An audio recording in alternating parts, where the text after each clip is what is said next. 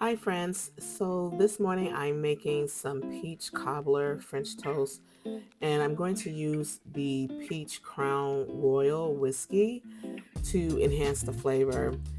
This recipe is going to be done in two parts, making the topping and then making the actual French toast.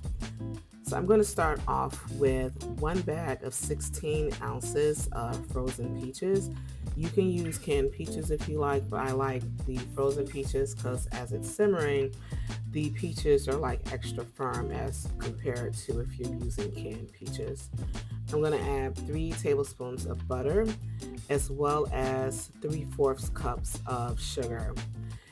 With the mixture, I'm going to also add 1 teaspoon of cinnamon as well as 1 teaspoon of nutmeg. And then I'm going to stir this up and let it simmer for a little bit. I'll have this recipe on my website and I'll include a link to that in the video description. As this is simmering, you're going to add some lemon juice and then you're going to turn off the heat and you're going to add 1 tablespoon of peach crown royal.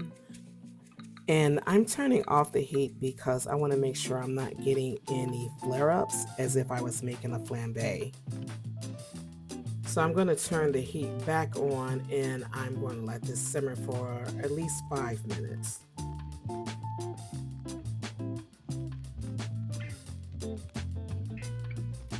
The next steps is for me to make the actual batter for the French toast. I've added 4 large eggs that I've already beaten. I put this in a bowl along with 2 cups of milk. I'm using 2% milk, but you can use whole milk too.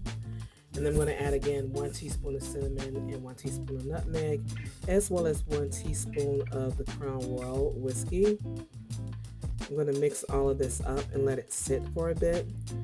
I'm using some Hawaiian bread this time. Usually I'll use like some brioche bread or maybe challah. If you're going to use the Hawaiian bread and you're using the round version, you want to cut it in half. And then for each half, you want to just slice along the sides of it.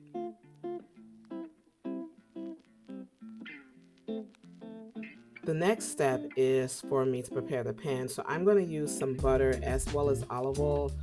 Having that mixture kind of helps with keeping the butter from burning too quickly. So that's just something that I do personally. So after I've added all of this, I'm going to dip that bread into the batter. And this is very soft bread, so you're not going to keep it in there too long. So dip it in and then add it to the pan. And I'm using a large skillet, so this will probably allow at least 3 slices. And I'm going to cook that on a medium low for about 3 minutes on each side, or at least until they're both sides are golden brown. And I'm going to repeat that until all the batches have been done. And then the next thing to do is plate it up. So just for this video, I've added 3 slices of the French toast and I've added at least half of the peach mixture onto this plate. So yeah, I'll have the recipe on my website. A link to that will be in the video description.